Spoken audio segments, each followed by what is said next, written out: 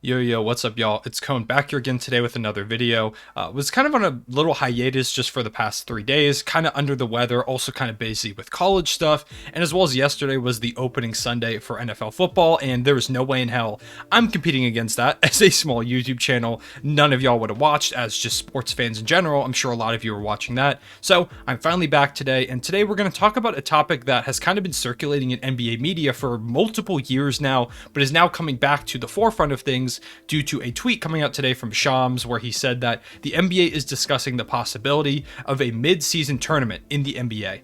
The mid-season tournament is something that kind of exists in, I think, mainly a lot of soccer leagues, football. If you are not an American, I apologize. I know a lot of people hate that, but as an American, I call it soccer. So in many football/soccer leagues, there is a mid-season tournament that is played, and the NBA is considering doing something similar. Now, you might say, why? Why are they trying to do this? And it's because around the middle of the year, a lot of NBA fans kind of just lose interest. Outside of the All-Star game, All-Star festivities and stuff, it kind of drags towards the middle of the year. Now, not really for me. As a massive NBA fan, I watch all throughout the year. I'm excited all throughout the year. But for more casual fans, the NBA is trying to find some way to keep casual fans watching. At the beginning of the year, it's excitement, it's the start of a new season, you get hype. Around the middle of the year, you watch maybe like the All-Star break, but really like after the All-Star break, things kind of fall off until around the playoffs because a lot of casual fans are like, whatever, I don't really care right now. I'll watch when my team either makes the playoffs or doesn't, then I'll just get back to watching it. So the NBA is trying to find some way to counteract that, and a mid-season tournament, in theory, sounds like a great idea. You have teams play for something, whether it's the non-playoff teams, it's every single team. Maybe you even do like a March Madness type thing where you have every single team in a bracket, single elimination knockout until you get to a final game played between. You could maybe even have it be intra-conference where you have it so that Eastern and Western Conference teams can play in the first round. So it's not the exact same as the playoffs. And then maybe you have a final where it's two Eastern Conference teams against each other or two Western Conference teams to kind of, keep it interesting and different from the playoffs. It sounds like a kind of cool idea. The problem is there's a lot of holes in it.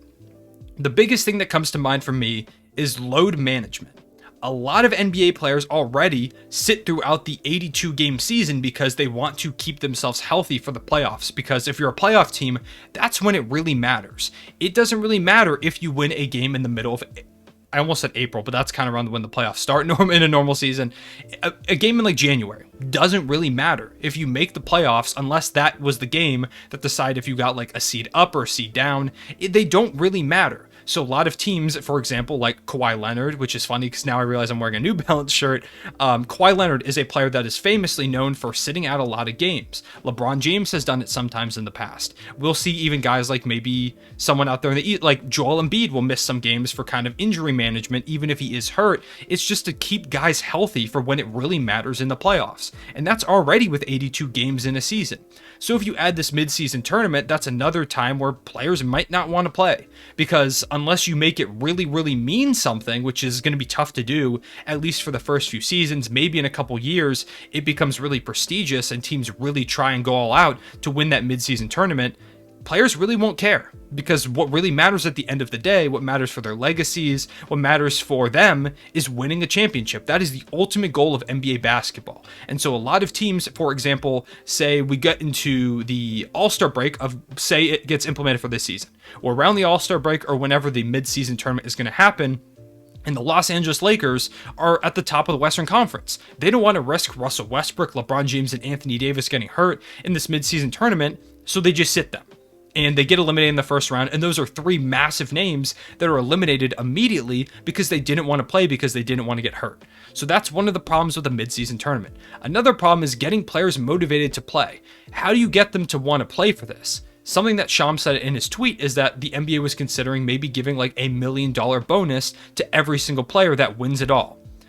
That sounds like a lot of money. For me, that is a ridiculous amount of money. But for some of these NBA players, especially the biggest name stars, for example, a like LeBron James type who's making $40 million a year, $1 million extra really doesn't matter that much. He wants to win a championship. He has made a ton of money. He makes more money off of sponsorships than he would get for winning this tournament in the middle of the year, and he's risking injury. He's risking the potential to make a finals run at the end of his career. I don't think he's going to risk that. So it doesn't really make sense to me. I don't think players would really go for it. So you have to find some kind of way to incentivize this mid-season tournament, and $1 million prize really doesn't sound like much.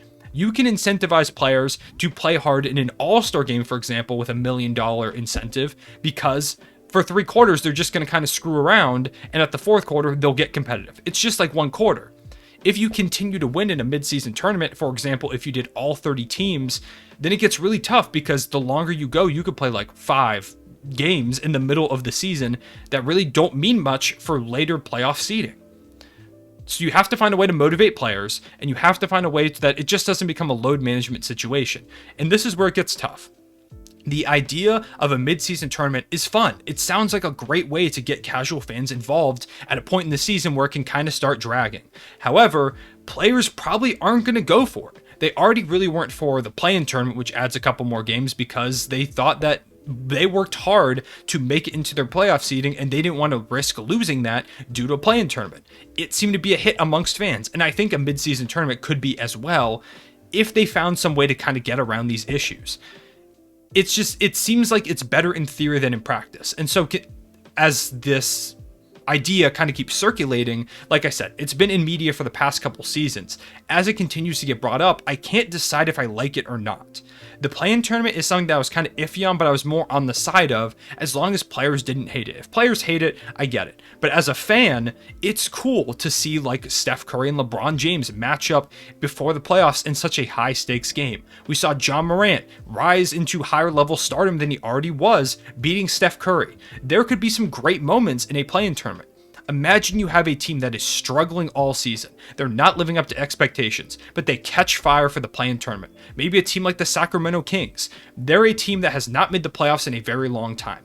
But say they catch fire for this mid-season tournament and they go on to win the whole thing, and that gives them the momentum they need to finally make a playoff push. You could have some incredible moments. You could have, for example, like this past season, you had the Milwaukee Bucks and the Brooklyn Nets. They played in a series where the Nets were kind of injured, and I'm sure a lot of Nets fans and a lot of NBA fans say, oh, if the Nets were healthy, they would have won. Imagine we get a mid-season tournament matchup where these two teams play. That could be one of the biggest games of the year up until the playoffs. It could provide some really interesting storylines, give us some matchups that we don't typically see, and give us the potential for some upsets if they did do like a March Madness type bracket where it's single elimination. You could have the worst team in the league beat the best team in the league, maybe even like the Thunder beat the Lakers in round 1 of this tournament, because one game in the NBA can go a lot of different ways.